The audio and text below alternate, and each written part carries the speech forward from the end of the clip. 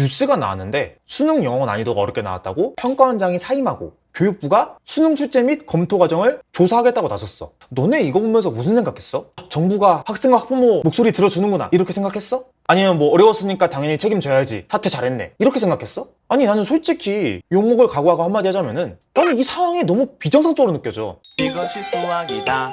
난이도 조절에 실패했다. 당연히 동의를 해. 영어보다 일부 과학 탐구 과목이 좀 더 심하긴 한 것 같은데 뭐 어쨌든. 근데 시험이 어렵다고 해가지고 평가원장이 사임하는 게 정상인가? 이 직관적인 의문이 1차적으로 들었고 수능뿐만 아니라 모든 시험은 난이도를 실패할 가능성을 내포한 되게 복잡한 구조를 가지고 있잖아. 근데 왜 모든 책임을 평가원이라는 집단에 평가원장이라는 개인한테 지게 해가지고 사퇴를 시키는 건지도 모르겠고. 그리고 더 이해가 안 되는 점은 이번 시험 어려워가지고 피해를 봤다고 하는 최저를 못 맞춘 학생이나 학부모, 이들 중에서 누가 평가원장 사퇴라는 해결책을 듣고 싶었겠냐고. 근데 누군가 그거를 요구를 했겠지? 그게 누군지 알아? 평소에 수능 절대평가제를 주장하고 수시 강화, 정시 축소 이런 걸 이야기하는 교육시민단체들이었어. 나는 저런 단체들에서 사퇴를 하라는 것도 웃긴데 아니 실제로 사임을 해버린 게 교육당국에서는 구조적인 책임에 대해서 회피하고 있고 개인을 희생양 삼아가지고 교육시민단체는 정시 축소라는 본인들의 이권을 위해서 행동하는 게 너무 노골적으로 보이니까 이게 좀 비정상적이다 이렇게 느끼거든. 사실 이번 사건을 나 말고도 되게 비정상적이다 이렇게 생각하는 사람 많을 거야.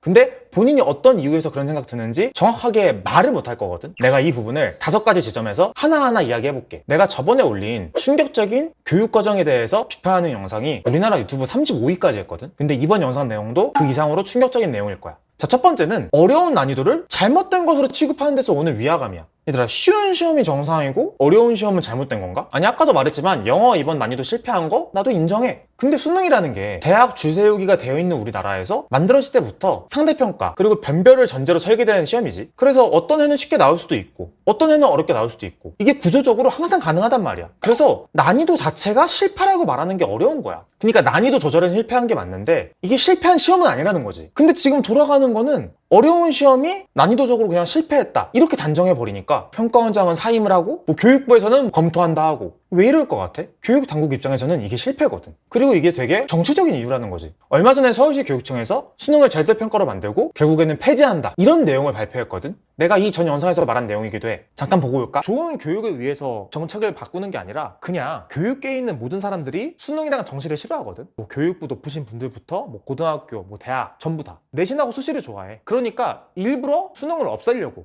이런 정책을 하는 건가도 생각이 들어. 뭐 수능 절대평가와 이런 이야기 나오는데 뭐 그쪽 길이 되겠지. 본인들이 이렇게 정책 이상하게 짜가지고 수능 망친 다음에 야 이거 봐라 수능 의미 떨어지지 않냐 이러면서 수능 중요도 줄인다, 수능 자격고사화한다, 수능 절대평가화한다 이렇게 진행될 것 같은데, 자 결국 교육당국이 원하는 방향은 단기적으로 수능의 절대평가화야. 그리고 절대평가로 가려면은 수능은 경쟁을 줄이는 쉬운 시험이다 이런 인식을 짧은 기간이 아니라 되게 긴 호흡으로 학생과 학부모한테 심어줘야 되거든. 근데 이번처럼 절대평가인데도 어려운 수능이 나와버리니까 이게 수능의 절대평가로 바뀌어도 어려울 수 있겠구나 이런 불안감이 생길 수 있는 거지. 그러면 당연히 수능의 절대평가화에 대해서 근거가 줄어드는 거고, 그러니까 이 불안감을 잠재우고 수능은 쉬워야 된다 이런 프레임을 만들기 위해서 이번에 나올 수도 있는 어려운 난이도를 실패라고 규정하고 일들이 진행되고 있다는 거야. 그러니까 내가 정치적이라고 말한 이유가 뭐냐면은 쉬운 시험이 정상이고 어려운 시험이 잘못이다 이렇게 단순하게 프레임 작업을 하는 것처럼 보이는데 그 배경에는 수능을 절대평가로 끌고 가려는 정책적인 목표가 있다는 거지. 아니 이런 상황에서 어려운 난이도로 나왔다고 해가지고 평가원의 책임을 물어보는 거는 너무 정치적인 책임을 주는 거지. 솔직히 내가 평가원장이어도 그냥 사과받고 사퇴했을 것 같은 사람들의 영상을 좋아요 한번 눌러보자. 자, 두 번째는 정책과 구조의 책임은 두고 개인만 문책하는 방식에 대한 거부감이야. 뭐 이어지는 내용이겠지. 현재 영어의 절대평가 구조 그에 따라 가지고 수시를 보는 학생들한테 이 영어 등급이 과도하게 중요하된 상황이잖아. 그리고 대학별로 전형에 대한 설계가 이미 이렇게 나와 있고 이 모든 거는 교육부와 정부에서 설계한 시스템이잖아. 난이도가 어렵게 나왔을 때 부작용들은 이 시스템의 불안정성에 있는 거지. 근데 논란이 터지니까 평가원, 평가원장, 출제위원, 검토위원 이런 실무자들 이런 사람들만 앞에 세워가지고 사임이나 문책으로 정리하는 게 이상하다는 거지. 구조는 그대로 둔 채 얼굴만 바꾸는 되게 의례적인 대처라는 거야. 아니 우리의 상식은 뭐야? 문제의 근원인 정책이랑 제도를 먼저 건드려야 된다 이렇게 말하고 있잖아. 근데 현실은 여론을 잠재우는 게 그냥 일하는 사람 자른다 이건데 이 괴리가 우리가 느끼는 비상식의 근원 중에 하나라는 거지. 자, 세 번째, 사후적 책임 추궁 방식에 대해서 일관성이 없어. 이때까지 수능에서 평가원장이 뭐 사임하거나 사퇴하거나 이렇게까지 간 거는 문제 오류, 복수 정답 이렇게 명백한 잘못이 있을 때였지. 단순하게 난이도 조절 실패했다고 해가지고 난이도가 어려워서 평가원장 사퇴 사퇴한다? 이거 굉장히 이례적인 일이지. 아니 사전에 뭐 이 정도 난이도로 나오면은 뭐 책임지겠다 이런 명시적인 합의도 없었고 룰도 없었잖아. 근데 수능 이후의 여론 그리고 분위기 보고 갑자기 사퇴를 하고 조사가 이루어진다? 이게 말이 되나? 이번 2026학년도 수능 출제의 기본 원칙은 평소랑 똑같았어. 뭐 교육과정 수준을 충실히 반영한다, 공교육 정상화를 한다, 사교육 의존도를 완화한다, 킬러 문항을 배제한다. 아니 근데 이게 이전처럼 평가원에서 수능 전에 영역별로 만점자를 1% 정도로 출제한다 이렇게 명확한 기준을 둔 것도 아니잖아. 지금 1등급 비율이 3%라고 하는데 선택평가에서 1등급 비율 4%야. 어려운 거 인정하고 최저 맞추기 있는 거 인정하는데 아니 근데 이걸 이렇게 때려버리면 안 되지. 기준이 없다는 거는 그냥 감정적으로 하고 있다는 거잖아. 어떻게 우리나라에서 대학 입시에 대한 수능이 감정으로 돌아가고 있냐고. 규칙이 아니라 분위기에 따라가지고 평가원장이 사임하고 출제 과정에 조사가 이루어지냐고. 지금 일어나는 기준의 부재 그리고 감정적인 대응, 이것도 지금 너무 비상식적이라는 거야. 자, 네 번째는 전문적인 판단과 책임, 이게 뒤섞이는 데서 오는 혼란이 있거든. 시험 난이도를 조절하는 거는 고도의 전문성을 필요로 하는 영역이거든. 뭐 통계도 필요하고 분석도 필요하고 교육과정 해석도 필요하고 평가원에서는 수많은 데이터를 통해 가지고 그 난이도를 조정하려고 하고 있어. 근데 지금 나오고 있는 이 대응이 그 전문적 판단의 실패를 책임의 소재랑 똑같이 보고 있다니까. 그러니까 전문적 판단이 마음에 안 들 때 책임자를 바꾸려고 하는 거야. 아니 당연히 전문적 판단이 실패할 수 있지. 그러면은 그 실패를 줄이는 방향으로 정책이 가야 되거든. 근데 지금은 전문성이 중요한 게 아니라 그냥 부담 관리가 그 우위에 있고, 그리고 난 진짜 사임한 게 진짜 이해가 안 되는 게 그런 걸 요구하는 이런저런 단체들의 힘이 너무 강한 거 아닐까? 이런 생각도 들고. 그리고 마지막은 뭐 수험생 보호라는 명분을 이야기하는데 그 명분과 실제 효과에서 엄청난 괴리가 있잖아. 아니 뭐 수험생과 학부모의 불안과 혼란을 줄이기 위해서 뭐 사과하고 뭐 사퇴하고 뭐 출제 과정 조사한다. 아니 수능은 이미 끝났잖아. 난이도를 되돌릴 수가 있냐고. 수시 최저 못 맞춘 애들 뭐 안타깝지만 별 수가 없어. 수험생한테 체감되는 실질적인 개선이 없다고. 지금 조치에 대해서 실질적으로 구제가 뭐가 되냐고. 그러니까 수험생을 위한다 라고 하는 말이랑 실제 행동이 너무 맞지 않다는 거지. 아니, 솔직히 학생이나 학부모 입장에서는 아니, 누가 사퇴하려 했냐? 이런 말이 절로 나오지 않을까? 근데 평가원장 사퇴를 요구했던 그 교육시민단체들, 여기들은 이번 난이도 실패를 가지고 학생이나 학부모를 방패 삼아서 그 사람들이 지속적으로 요구하는 게 수능 상대평가 폐지한다, 절대평가 확대한다, 수시 강화한다, 정시 축소한다, 이것들을 주장하는 근거로 쓰인다는 거지. 그러니까 결론적으로 난이도에 대한 결과를 정치적 잘못으로 간주하는 프레임,